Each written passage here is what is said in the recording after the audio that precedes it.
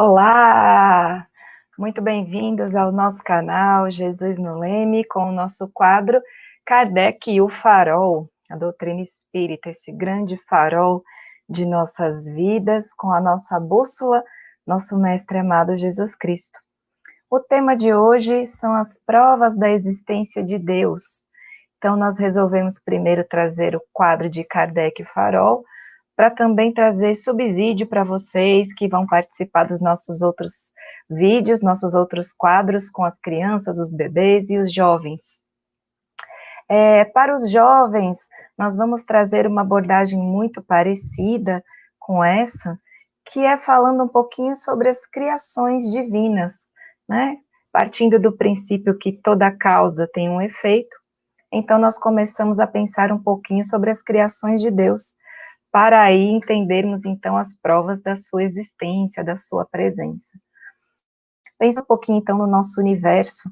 Nós podemos refletir sobre a nossa Via Láctea, né, tão imensa, com tantos bilhões de estrelas, né, imensa, nossa Via Láctea que tem aí por volta de 100 mil anos-luz no seu diâmetro, ou seja, viajando a 300 mil quilômetros por segundo, nós levaríamos 100 mil anos-luz para chegar de uma extremidade à outra no seu diâmetro.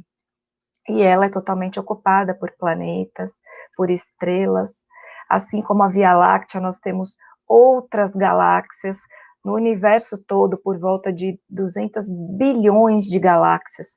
A mais próxima da gente, o sistema mais próximo, seria a Capela, que está a 42 anos-luz de distância. E aí, um pouquinho longe, né? Será que Deus criou tudo isso simplesmente para enfeitar nosso universo?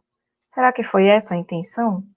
Será que ele quis deixar tudo muito colorido para os nossos olhos? Ele achou tudo muito vazio? Será que foi o acaso? Interessante. Por aí nós começamos a pensar que o acaso fica um pouco distante desse raciocínio.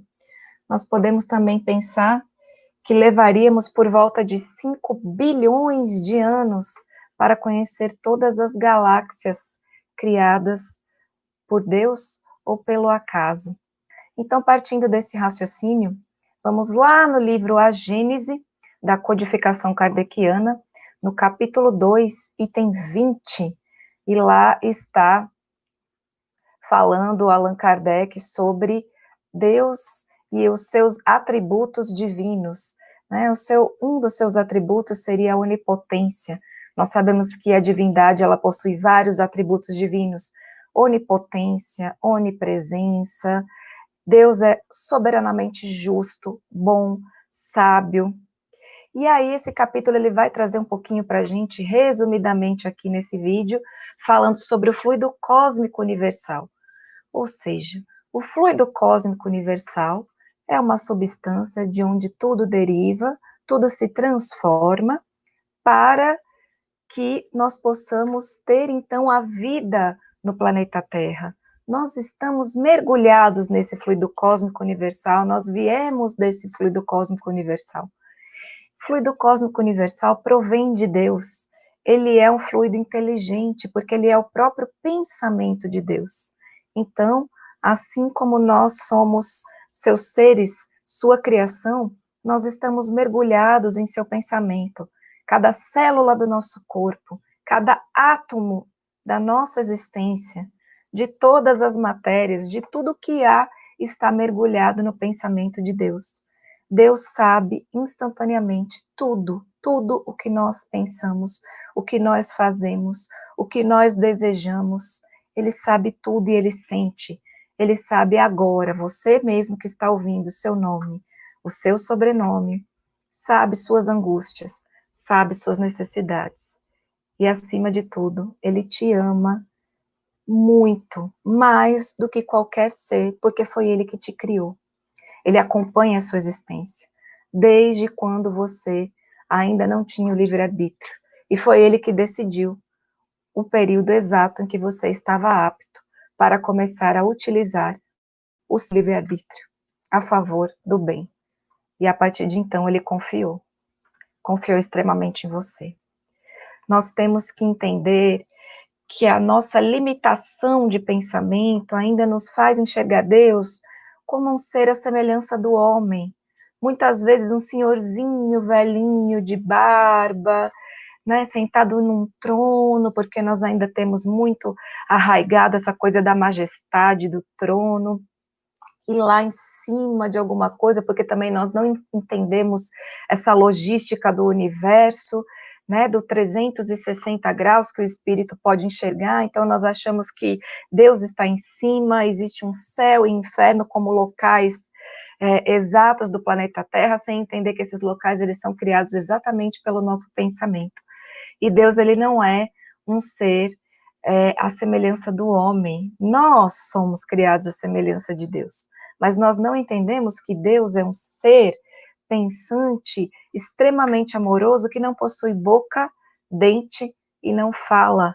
Ele ama, ele tudo sabe, ele tudo vê. E nós temos ainda grande dificuldade de entender que nós somos como peixes mergulhados no oceano. Esse oceano é o fluido cósmico, a inteligência de Deus. Então, qualquer movimento que nós façamos, ele sente, ele sabe. Nós não estamos abandonados. Ele sabe as nossas necessidades e programa e permite o tempo inteiro tudo o que acontece com a gente.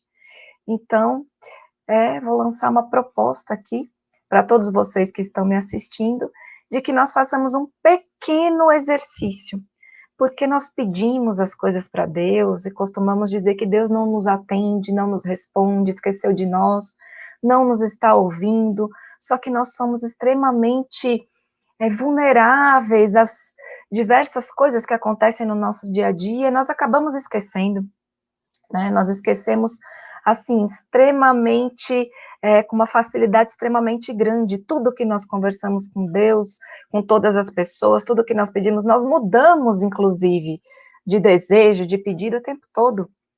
Então, eu vou fazer uma proposta, lançar aqui, a gente se fala, vocês podem deixar as respostas aqui depois para a gente comentar, como é que foi a experiência de cada um. Eu queria pedir para cada um de vocês, nesse momento agora, assim que terminar o vídeo, escrever no papelzinho o que vocês gostariam de saber de Deus. Peça para Ele, escreva no papel. Por que escrever no papel? Porque a gente se esquece. Porque Deus jamais nos deixa sem respostas. Deus nunca vai nos deixar sem respostas. Nunca. E aí você dobra o papelzinho e guarda e começa a prestar atenção.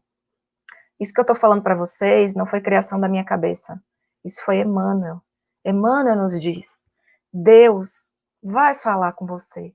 Comece a prestar atenção a partir de já.